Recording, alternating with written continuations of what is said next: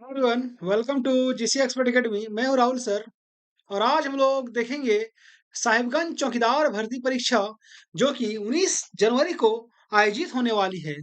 तो उससे related Sahibganj GK special, ठीक है। और साहिबगंज जीके स्पेशल में भी आज हम लोग देखने जा रहे हैं सुपर 30 एमसीक्यू। देखिए, सुपर 30 एमसीक्यू जो है ना, यानी इस जो टॉपिक है, ये जो क्लास है, इसका महत्व अब तक मैंने जितना भी प्रश्न कराया है उस सबसे सर्वाधिक महत्व इसका है, क्योंकि यहाँ से आप देखिएगा कि इस क्लास से कम आपको 15 प्लस प्रश्न जो है वो आपको एग्जाम में देखने को मिल जाएंगे। ठीक है, बहुत ही रिसर्च करके मैंने ये सेट तैयार किया है आपके लिए, इसलिए इसका नाम रखा है सुपर 30 एमसीक्यू। है ना, जितने भी बच्चे पहली बार हमारे चैनल से जुड़े हुए हैं, हमारे चैनल को सब्सक्राइब कर लीजिए। बगल में बेल आइकन का बटन होगा, उसे दबा लीजिएगा, ताकि हमारा आने वाला सभी अपडेट आप तक सबसे पहले पहुंच पाए। है ना, आइए स्टार्ट करते हैं। ठीक है, चलिए स्टार्ट करने से पहले एक सवाल है आप लोगों से।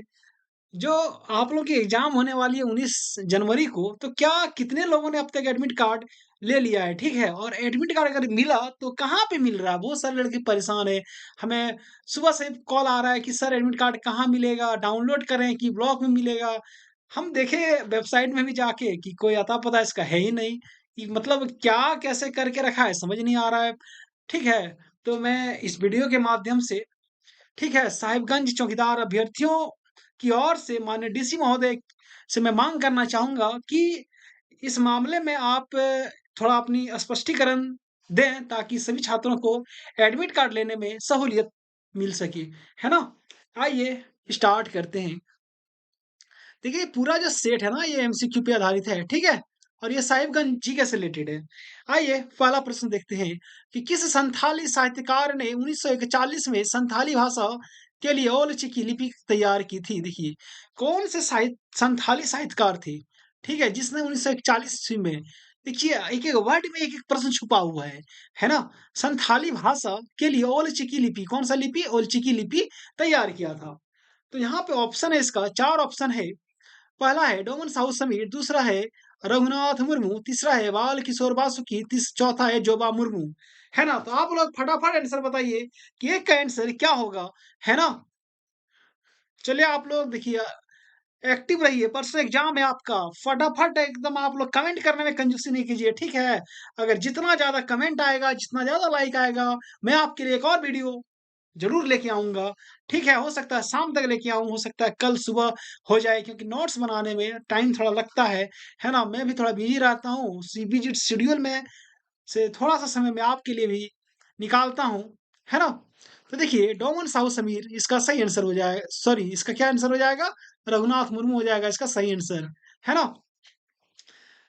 चलिए अब आगे बढ़ते हैं हम लोग। अगला है कि भारत सरकार ने संथाली भाषा को किस अनुसूची में स्थान दिया है? देखिए, भारत सरकार ने ये जो संथाली भाषा है उसको कौन से अनुसूची में, यानी अनुसूची किसमें होता है? संविधान में होता है।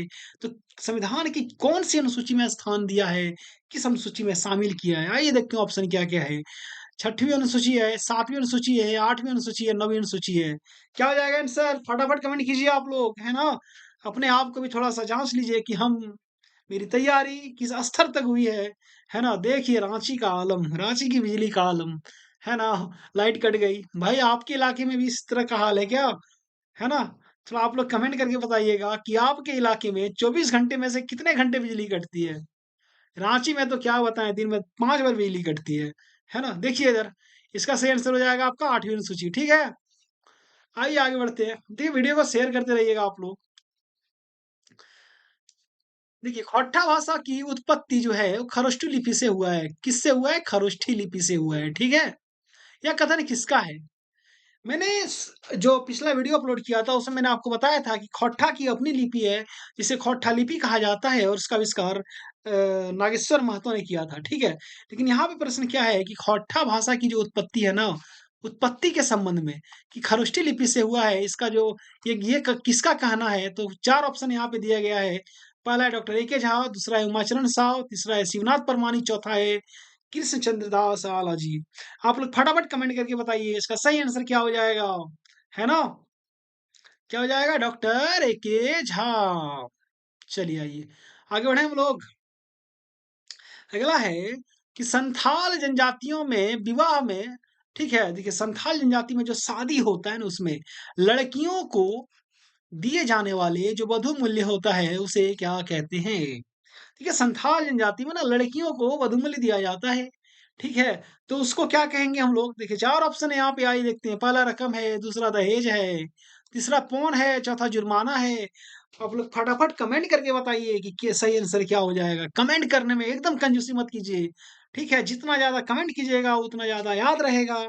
हो सकता है यही वाले सवाल कल आपके एग्ज़ाम में देखने को मिल जाए परसों को। ठीक है, तो कमेंट कीजिएगा, कम से कम याद तो रहेगा ना, इसलिए फटाफट कमेंट कीजिए आप लोग। क्या हो जाएगा? ये सही आंसर इसका पौन हो जाएगा, ठीक है? चलिए आइए आगे बढ़ते हैं हम लोग। अगला सवाल है कि संथाल जनजाति समाज में सर्वाधिक प्रचलित विवाह क्या है? देखिए संथाल जनजाति की जो समाज होते हैं, संथाल जनजाति समाज उसमें जो बहुत सारे विवाह होते हैं, उसमें से सर्वाधिक जो प्रचलित विवाह है, वो कौन-सा विवाह है? देखिए 4 ऑप्शन है यहाँ पे, पहला है तूल बापला, दूसरा है किरिंग बापला, तीसरा है घरती बापला, चौथा है गोलाइटी बापला। क्या हो जाएगा इसका सही आंसर? फटाफट बताइए कमेंट करके। देखिए इसका जो सही आंसर होगा आपका किरिंग बापला हो जाएगा। क्या हो जाएगा? किरिंग बापला, ठीक है? देखिए हमने साहिबगंज चौकीदार भर्ती परीक्षा हेतु 10 प्रैक्टिस सेट तैयार किया है और 10 सेट आपको मात्र और मात्र 50 रुपए में प्रदान किया जा रहा है। जो भी बच्चे इच्छुक हैं हमारे दिए गए इस नंबर पर आप हमें मैसेज कर सकते हैं। ये मेरा व्हाट्सएप नंबर है 7547827450।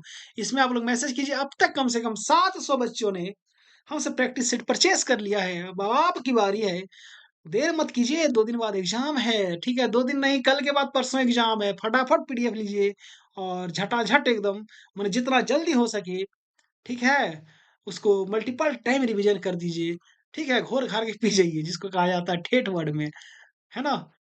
बहुत ही एकदम सर्चेबल पीडीएफ बनाया गया आपके लिए, ठीक है? आइए अगला सवाल देखते हैं। 6 नंबर है कि सौर पहाड़ियाँ किस प्रकार की खेती करते हैं? देखिए, सौर पहाड़ियाँ जो होते हैं ना, आप लोग जानते होंगे कि राजमहल की पहाड़ियों में, खास करके साहिबगंज जिले की अगर बात करते हैं, वहाँ सौरिया पहाड़िया जनजातियों का बहुत प्रमुख रूप से बसाव पाया जाता है। तो सौरिया पहाड़िया जो है, किस प्रकार की खेती करते हैं? 4 गो ऑप्शन है, क्या-क्या है भाई? पहला है कुरवा, जिसे झूम भी कहा जाता है, दूसरा है दलहनी, तीसरा है अगहनी, चौथा इनमें से कोई नहीं। तो सौरिया पहाड़िया जो होते हैं ना वे लोग कुरवा, किस प्रकार की खेती करते हैं? कुरवा, जिसे कि झूम खेती भी कहा जाता है, ठीक है? ये हो गया आपका। आइए अगला सवाल है कि सौरिया पहाड़िया की भाषा क्या कहलाती है? देखिए सौरिया पहाड़िया जो जिस भाषा का उपयोग करते हैं, जिस भाषा को अपने व्यवहार में लाते हैं, उसे हम क्या कहते हैं? 4 ऑप्शन है, आइए देखते हैं। हड़को, मुंडा, मालेर, मालतो। आप लोग फटाफट कमेंट करके बताइएगा कि सौर्य पहाड़िया की भाषा क्या कहलाती है ना? कमेंट करने में कंजूसी नहीं कीजिए, ना तो सब्सक्राइब करने में कंजूसी कीजिए, ठीक है? जिन्होंने अब तक सब्सक्राइब नहीं किया वे सब्सक्राइब कर लें। बहुत मेहनत से हम आपके लिए वीडियो बनाते हैं, एक सब्सक्राइब मेरे लिए बनता है ना? इसे सब्सक्राइब कर लीजिए, बगल में बेल आइकन का बटन होगा उसे दबा दीजिए, ताकि हमारे आने वाले सभी अपडेट आप तक सबसे पहले पहुँच जाए। देखिए, सौरिया पहाड़ की जो भाषा होती है, वो आपको मालतो कहलाती है। क्या कहलाती है? मालतो, ठीक है? देखिए, जितनी सारी प्रश्न हैं, सब आपके एग्ज़ाम की दृष्टि से एकदम एमवीवीवीवी आई है। यानी most very, very, very, very, very important है, ठीक है? इसलिए एक भी प्रश्नों को आप लोग स्किप नहीं कीजिएगा, ना हल्के में लीजिएगा। सब के सब बहुत इम्पोर्टेंट है। आइए अगला सवाल, सौर पहाड़ियाँ किस प्रजाति से संबंधित हैं? देखिए, सौर पहाड़ियाँ जो है, वो किस जनजाति से संबंधित हैं? 4 ऑप्शन है आपका द्रविड़, प्रोटोस्टलॉइड, नीग्रो, मंगोलॉइड। क्या हो जाएगा आपका सही आंसर? कमेंट कीजिए फटाफट। आपका जो सही आंसर हो जाएगा वो हो जाएगा प्रोटोस्टलॉइड, ठीक है? आइए अगला सवाल। अगला सवाल बड़ा दिलचस्प सवाल है और हमें लगता है कि इसमें 100% गारंटी है कि ये सवाल आपके एग्ज़ाम में आएगा, ठीक है? बहुत सारे लोगों को लगता होगा कि शायद जो प्रश्न है, वो हम ही बनाते हैं क्या? ऐसे बात नहीं है, ठीक है? बहुत सारे एग्ज़ाम का हमने प्रश्न बनाया है, माने टेस्ट सीरीज़ जिसको कहा जाता है एक तरीके से, वो हमने तैयार किया है। तो कम से कम अंदाज़ा लग जाता है कि इस एग्ज़ाम में ये प्रश्न पूछे जा सकते हैं, है ना?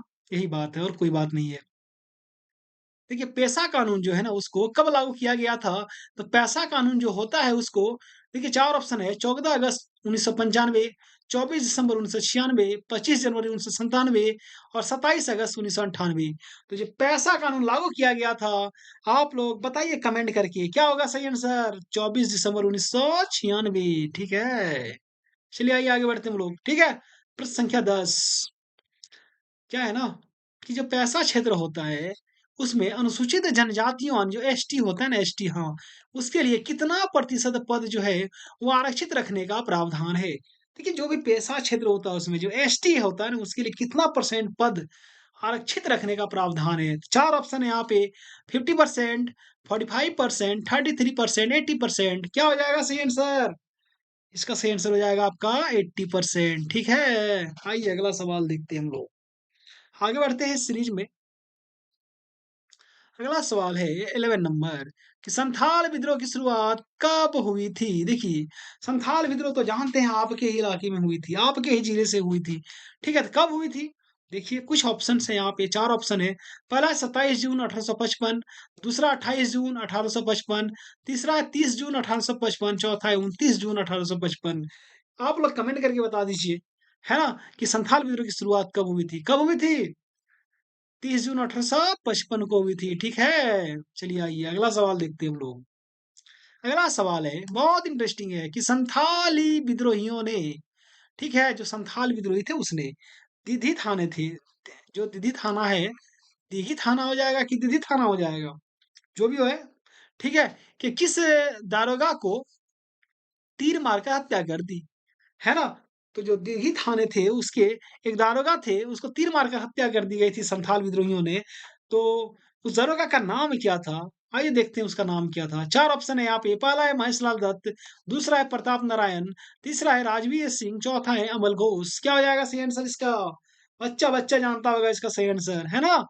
क्या हो जाएगा? महेशलाल दत्त हो जाएगा इसका सही आंसर। चलिए आगे बढ़ते हैं हम लोग। आइए आगे बढ़ते हैं। क्या हो गया जी? हाँ, देखिए संथाल परगना जिला का प्रथम उपायुक्त कौन था? देखिए संथाल परगना जिला जब बना, ठीक है, तो उसका प्रथम जो उपायुक्त थे वो कौन थे? आइए देखते हैं। चार ऑप्शन है यहाँ पे। डब्ल्यू हंटर, एसली एडन, ग्र विडवेल और चौथा बर्ड है। तो इसका जो सही आंसर हो जाएगा आपका, क्या हो जाएगा? एसली एडन हो जाएगा। ठीक है। क्या हो जाएगा? एसली एडन। अगला सवाल है कि संथाल विद्रोही विद्रोही नेता जो थे, यानी संथाल विद्रोह के जो नेता थे, सिद्धू तथा कान्हू, ठीक है, दोनों भाई थे, उसको किस स्थान पर फांसी दी गई थी? देखिए सिद्धू और कान्हू को किस स्थान पर फांसी दी गई? चार ऑप्शन है यहाँ पे। भोगनाडी में, बरहेट में, पाकुड़ में या फिर रघुनाथपुर में। तो सिंपल सी बात है, इसका सही आंसर क्या हो जाएगा? फटाफट कमेंट करते रहिएगा आप लोग, ठीक है, तब पता चलेगा कि आपकी तैयारी किस स्तर पर हो पाई है ना? मेरे आंसर बोलने से पहले आप लोग जैसे देखिएगा, आप तुरंत पढ़िए, फट से कमेंट मार दीजिए कि सर इसका आंसर ये होगा। उसके बाद आप लोग लास्ट मैच कीजिएगा कि 30 में मेरा 30 आया तो आप एक्सीलेंट लेवल पे हो, अगर 25 आता है तो वेरी गुड लेवल पर हो, फिर भी आपकी तैयारी अच्छी है, अगर 20 भी आता है फिर भी आपकी तैयारी अच्छी है। ठीक है। चलिए आइए, इसका सही आंसर हो जाएगा आपका बरहेट। क्या हो जाएगा? बरहेट हो जाएगा। चलिए आइए आगे बात करते हैं हम लोग। अगला सवाल है कि संथाल विद्रोहियों के उत्सर्ग को स्मरण करने के लिए कब हूल दिवस मनाया जाता है? यानी जो संथाल विद्रोही थे उसका जो योगदान है, ठीक है, उसका जो बलिदान है, उसको याद करने के लिए हूल दिवस जो मनाया जाता है वो कब मनाया जाता है? चार ऑप्शन यहाँ पे। 30 जून, 1 जुलाई, 5 जुलाई, 29 जून। क्या हो जाएगा सही आंसर? फटाफट कमेंट कीजिए आप लोग। क्या हो जाएगा? 30 जून हो जाएगा। ठीक है। अब देखिए जिस महापुरुष ने अब तक हमारे चैनल को सब्सक्राइब नहीं किया है ना, वो सब्सक्राइब कर ले। ठीक है। बगल में बेल आइकन का बटन होगा, उसे दबा दीजिए ताकि आने वाले सभी वीडियो और भी वीडियो हमारे आएंगे आप तक सबसे पहले पहुंच पाए, है ना? चलिए आइए अगला सवाल देखते हैं कि झारखंड में पहाड़िया विद्रोह कब से कब तक हुआ था? देखिए झारखंड में पहाड़िया विद्रोह भी हुआ था, ठीक है, तो कब से कब तक पहाड़िया विद्रोह हुआ था? देखिए, 4 ऑप्शन है यहाँ पे, क्या-क्या है? 1856 से 57, 1870 से 79, 1852 से आपका 82, सॉरी 1850 से 52 और 1872 से 82। तो पहाड़िया विद्रोह जो हुआ था ना, वो कब हुआ था आपका? 1872 से लेकर 82 तक हुआ था, ठीक है? ये हो जाएगा सही आंसर। चलिए आइए आगे बात करते हैं हम लोग अगला सवाल है कि महेशपुर की रानी थी सर्वेश्वरी, नाम तो सुने होंगे। उसने कंपनी सरकार के विरुद्ध विद्रोह की शुरुआत किस वर्ष की थी? महेशपुर की जो रानी थी सर्वस्वती ना, उसने कंपनी सरकार के विरुद्ध विद्रोह कर दी थी। कब की थी? आइए 4 ऑप्शन है यहाँ पे, क्या-क्या है? 1770-71 में की थी, या फिर 72-74 में की थी, या 1781-82 में की थी, या 66-67 में किया था। कब किया था? इसका सही आंसर हो जाएगा आपका 1781-82। ठीक है? चलिए आइए अगला सवाल है। अगला सवाल बहुत इंटरेस्टिंग सवाल है आपका। क्या है कि तिलका मांझी का जन्म कब हुआ था भाई? तिलका मांझी जो थे उसका जन्म कब हुआ था? 4 ऑप्शन है, 11 फरवरी 1740 को, या फिर 11 फरवरी 1750, या फिर 11 जनवरी 1740, या 11 जनवरी 1750। आप लोग कमेंट कीजिए फटाफट, ठीक है? क्या हो जाएगा? 17 फरवरी 1700 सॉरी 11 फरवरी 1750 हो जाएगा सही आंसर। ठीक, चलिए आगे बढ़ते हैं हम लोग। अगला सवाल है, झारखंड का सबसे उत्तरी जिला कौन-सा है? देखिए, जब अगर आपके पास मैप होगा ना, तो झारखंड का सबसे उत्तरी जिला देखिएगा, सबसे उत्तर में कौन-सा जिला है, ठीक है? तो क्या हो जाएगा? 4 ऑप्शन है आपका, गढ़वा, ये भी उत्तर में है, साहिबगंज भी उत्तर में है, गोड्डा भी उत्तर में है, हजारीबाग भी उत्तर में है, लेकिन सबसे उत्तरी पूछा गया है। क्या हो जाएगा? ठीक है, एक बार मैप देख लीजिए नज़र घुमा के, उसके बाद आंसर दीजिएगा। क्या हो जाएगा आपका? साहिबगंज हो जाएगा, ठीक है? आपका ही जिला हो जाएगा। चलिए आइए, अगला सवाल। अगला सवाल है कि पीटीजी डाकिया योजना, पीटीजी यानी आदिम जनजातियों के लिए ये योजना चलाई गई थी, ठीक है? जिसमें 35 किलो चावल मिलता है ना? तो उसकी शुरुआत कब की गई थी भाई? इसकी शुरुआत कब की गई थी? पीटीजी डाकिया योजना की शुरुआत कब की गई थी? सिंपल सी बात है ना? देखिए यहाँ पे 4 ऑप्शन है, 2 जुलाई 2015 को की गई थी, या फिर 6 अप्रैल 2017 को की गई थी, या 15 नवंबर 2011 को, या फिर 15 अगस्त 2011 को। तो इसका सही आंसर क्या हो जाएगा? है ना? देखिए 6 अप्रैल 2017 को इसकी शुरुआत की गई थी पीटीजी डाकिया योजना की। आइए आगे बढ़ते हैं। देखिए 10 प्रैक्टिस सेट जो हमने बनाया है, ठीक है? अगर कोई भी बच्चे पीडीएफ लेने को इच्छुक हैं तो आपको सिर्फ ₹50 में प्रदान किया जा रहा है ना? 10 प्रैक्टिस सेट जो भी लेना चाहते हैं आप हमारे दिए गए इस नंबर पर आप हमें मैसेज कर सकते हैं। ये मेरा व्हाट्सएप नंबर है, ठीक है? मेरा नंबर है 7547827450। इस पे आप मैसेज कीजिए व्हाट्सएप में, ठीक है? 10 सेट आपको ₹50 में प्रदान किया जा रहा है। अब तक 700 बच्चों ने हमसे पीडीएफ परचेज़ कर लिया है, ठीक है? और कहीं न कहीं वो बच्चे आपसे बहुत आगे निकल चुके हैं। तो आप भी अभी समय है 10 सेट को याद करने में, ठीक है? कम से कम 1 दिन काफ़ी है। तो फटाफट पीडीएफ परचेज़ कीजिए और जितना जल्द हो सके मल्टीपल टाइम रिवीजन कीजिए, जितनी बार हो सके, ठीक है? पहले परचेज़ कीजिएगा तब तो रिवीजन कीजिएगा। इसलिए 50 बड़ी बात नहीं होती है, ठीक है? बहुत सारे टीचर तो 300-400 ले रहे हैं, लेकिन मेरा उद्देश्य एक ही है, शिक्षा व्यवस्था को इतनी सस्ता कर देना, ठीक है? कि गरीब से गरीब बच्चे भी उच्च शिक्षा प्राप्त करने में सफल हो पाएँ, है ना? आइए अगला सवाल 21 नंबर, फूलो झानो आशीर्वाद योजना की शुरुआत कब की गई? देखिए फूलो झानो आशीर्वाद योजना जो है, आपके एग्ज़ाम की दृष्टि से बहुत महत्वपूर्ण है। तो इसकी शुरुआत जो की गई थी, आइए देखते हैं 4 ऑप्शन है यहाँ पे 2019 में, 20 में, 21 में, 22 में। तो फूलो झानो जो आशीर्वाद योजना है, उसकी शुरुआत आपका 2020 में की गई थी, ठीक है? आइए आगे बात करते हैं 22 नंबर की। 22 नंबर क्या है कि सोना सोबरन, देखिए यहाँ पे सोना सोबरन धोती साड़ी वितरण योजना क्या है? सोना सोबरन धोती साड़ी वितरण योजना कि उसकी जो शुरुआत की गई कब की गई थी? तो उसकी शुरुआत देखिए 4 ऑप्शन है 2024 में की गई, 22 में की गई, 20 में की गई, 21 में की गई। क्या हो जाएगा? सोना सोबरन धोती साड़ी योजना की शुरुआत जो होती है आपका 2020 ईस्वी में की गई थी, ठीक है? कब? 2020 में। आइए अब अगला सवाल। बहुत इंटरेस्टिंग सवाल है। अगला सवाल क्या है कि सिद्धू कान्हू इंडोर स्टेडियम कहाँ अवस्थित है? देखिए सिद्धू कान्हू इंडोर स्टेडियम जो है ना वो कहाँ पे अवस्थित है? तो ऑप्शन क्या-क्या है? साहिबगंज है, पाकुड़ है, देवघर है, दुमका है। फटाफट कमेंट करके बताइए कि सिद्धू कान्हू इंडोर स्टेडियम कहाँ अवस्थित है? क्या हो जाएगा आंसर? बोलिए। दुमका, ठीक है। चलिए आइए अगला सवाल है। निक्की प्रधान किस खेल से संबंधित है? देखिए निक्की प्रधान रहे, सलीमा टेटी रहे, ठीक है? ये सब सब कि जो खिलाड़ी हैं, इनसे सवाल बनते हैं। तो निक्की प्रधान किस खेल से संबंधित है? ऑप्शन क्या है? हॉकी है, तीरंदाजी है, शतरंज है, क्रिकेट है, क्या हो जाएगा? मैंने कल के ही वीडियो में बताया था कि अभी रांची में एचआईएल हो रहा है, ठीक है? हॉकी इंडियन प्रीमियर लीग तो हम गए हुए थे, ठीक है? थोड़ा फुर्सत में थे तो चले गए। वहाँ पे सुरमा हॉकी क्लब की ओर से निक्की प्रधान भी खेल रही है, सलीमा टेटे भी खेल रही है ना? चलिए, तो क्या हो जाएगा निक्की प्रधान हॉकी से संबंधित है, अगर सलीमा टेटे भी पूछ दिया जाए वो भी हॉकी से रिलेटेड हो जाएगी, ठीक है? चलिए आइए अगला सवाल देखते हैं हम लोग। अगला सवाल है सिद्धू कान्हू मुर्मू विश्वविद्यालय की स्थापना कब की गई थी? देखिए सिद्धू कान्हू मुर्मू जो यूनिवर्सिटी है, कहाँ पे है? दुमका जिले में है। उसकी जो स्थापना की गई, कब की गई? तो देखिए 4 ऑप्शन है 26 जून 1981 को या फिर 17 सितंबर 1992 को या फिर 10 जनवरी 1992 को या 12 जुलाई 1960 को। तो सही आंसर क्या हो जाएगा? आप लोग फटाफट कमेंट करके बताइए। इसका जो सही आंसर हो जाएगा आपका क्या हो जाएगा? 10 जनवरी 1992 हो जाएगा, ठीक है? चलिए, देखिए जिन्होंने अब तक हमारे चैनल को सब्सक्राइब नहीं किया है, वे सब्सक्राइब कर लें। बहुत मेहनत से मैं आपके लिए वीडियो बनाता हूँ, ठीक है? नोट्स तैयार करता हूँ, 1 सब्सक्राइब मेरे लिए बनता है ना? चलिए आइए, आगे बढ़ते हैं हम लोग। 26 नंबर, आप लोग कमेंट करके बताइए कि और आगे वीडियो अपलोड करना चाहिए आपके चौकीदार भर्ती परीक्षा से संबंधित कि जितना मैंने वीडियो अपलोड कर दिया वो इनफ है, वो काफ़ी है ना? अगर माँग आती है कि और सर वीडियो अपलोड करना चाहिए, ठीक है? और कुछ मटेरियल देना चाहिए तो मैं ज़रूर दूँगा, ठीक है? तो आप पे डिपेंड करता है, आप कमेंट करके बताइए, है ना? चलिए आइए अगला सवाल है कि फूलो झानो मुर्मू मेडिकल कॉलेज की स्थापना कहाँ पर की गई है?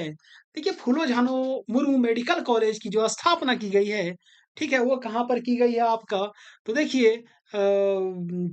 यहाँ पे 4 ऑप्शन है, धनबाद है, रांची है, दुमका है, हजारीबाग। क्या हो जाएगा आपका? दुमका हो जाएगा, ठीक है? फूलो झानो मुर्मू मेडिकल कॉलेज की स्थापना कब की गई है दुमका में? तो एक चीज़ जान लीजिएगा आप लोग 2019 ईस्वी में की गई थी। कब? 2019 ईस्वी में की गई है, ठीक है? अगला सवाल है, सिंपल सी बात है अगला सवाल कि उधवा झील पक्षी विहार है भाई, उसमें कौन-सा वन्य जीव नहीं पाए जाते हैं? देखिए उधवा झील पक्षी विहार आपके ही जिले में है, वहाँ पे देखिए 4 ऑप्शन है, क्या पूछा गया कि कौन-सा जीव नहीं पाया जाता? देखिए एग्ज़ाम में आप लोग हड़बड़ी में नहीं रहिएगा, पहले बता दे रहा हूँ। आप लोग प्रश्नों को 1 बार, 2 बार, 3 बार जब तक समझ नहीं आए पढ़ते रहिएगा। बहुत समय आपके पास 90 मिनट 50 जीएस के लिए काफ़ी होता है। अगर हमें मिल जाए ना, तो हम 25 मिनट में सॉल्व करके बैठ जाएँ, ठीक है? इसलिए काफ़ी टाइम होता है 90 मिनट्स। है ना? तो इसलिए आराम से धीरे-धीरे अगर एक प्रश्न भी आपका हड़बड़ी में गलती हो गया तो आप सिलेक्शन से बाहर हो सकते हैं। ठीक है? इसलिए एक-एक प्रश्न जो है इम्पोर्टेंट है। चलिए आइए उधवा झील पक्षी विहार में कौन-सा वन्यजीव नहीं पाए जाते हैं या नहीं पूछा गया है? तो देखिए बटान है, नीलगाय है, जलकौवा है, किंगफिशर है। तो उधवा झील पक्षी विहार में आपका बटान पाए जाते हैं, ठीक है? जलकौवा भी पाए जाते हैं, किंगफिशर भी पाए जाते हैं। आपका नीलगाय जो होता है वो नहीं पाए जाते हैं। है ना? आइए अगला सवाल क्या है कि 28 नंबर इनमें से कौन-सा प्रखंड राजमहल अनुमंडल के अंतर्गत नहीं आते हैं? देखिए, इनमें से कौन-सा प्रखंड है जो राजमहल अनुमंडल के अंतर्गत नहीं आता है? आप लोग जानते हैं, साहिबगंज में 2 अनुमंडल राजमहल और साहिबगंज, ठीक है? देखिए, राजमहल अनुमंडल के अंतर्गत कौन-सा अनुमंडल नहीं आते हैं? 4 ऑप्शन है मंडरो, तलझारी, बरहरवा, पाथना। तो क्या हो जाएगा आपका जो मांडरो प्रखंड है ना, वो राजमहल अनुमंडल के अंतर्गत नहीं आते हैं, ठीक है? बाकी जो बरहरवा हो गया, पथना हो गया, आपका तलझारी हो गया, तीनों आते हैं राजमहल अनुमंडल के अंतर्गत। इसको याद कर लीजिएगा जो 9 अनुमंडल है सॉरी जो 9 प्रखंड है, ठीक है? और 2 अनुमंडल है ना, तो कौन से अनुमंडल में कौन-कौन से प्रखंड आते हैं उसको याद करके जाइएगा। इस प्रकार के प्रश्न आपको देखने को मिलेंगे, ठीक है? हो सकता है यही उठा के दे दे। आइए अगला सवाल 29 नंबर कि इनमें से कौन-सा ऐतिहासिक स्मारक साहिबगंज जिले में नहीं है? देखिए क्या पूछा गया कि कौन-सा ऐतिहासिक स्मारक है जो साहिबगंज जिले में अवस्थित नहीं है? 4 ऑप्शन है अकबरी मस्जिद, मीरान का मकबरा, जयतगढ़ का किला, सिंह ढलान। क्या हो जाएगा सही आंसर इसका? फटाफट कमेंट करके बताइएगा। देखिए साहिबगंज में ना अकबरी मस्जिद है कि नहीं है? एकदम है। मीरान का मकबरा है कि नहीं है? एकदम है। सिंह ढलान है कि नहीं है? एकदम है। क्या हो जाएगा? जयतगढ़ का किला साहिबगंज में स्थित नहीं है। ठीक है? और अंतिम प्रश्न है आपके एग्जाम की दृष्टि से है ना? देखिए आखिरी प्रश्न क्या है कि उधवा नाला की लड़ाई किनके मध्य लड़ा गया था? देखिए उधवा नाला की जो लड़ाई हुई थी, किनके-किनके मध्य लड़ा गया? 4 ऑप्शन है यहाँ पे, शेरशाह एवं हुमायूँ के मध्य, मीर कासिम एवं ब्रिटिश के मध्य, अफजल खां एवं मीर हमीर के मध्य या फिर दाऊद खां एवं चुनराय के मध्य। तो उदवा नाला की जो लड़ाई है वो मीर कासिम और ब्रिटिश के मध्य लड़ा गया था। ठीक है? आप लोग कमेंट करके बताइए कि आज का क्लास कैसे लगा आप लोगों को, है ना? और अगर क्लास अच्छा लगा हो, चैनल को सब्सक्राइब कीजिएगा, वीडियो को लाइक कीजिएगा। मिलते हैं अब अगले वीडियो में, तब तक के लिए धन्यवाद। जोहार।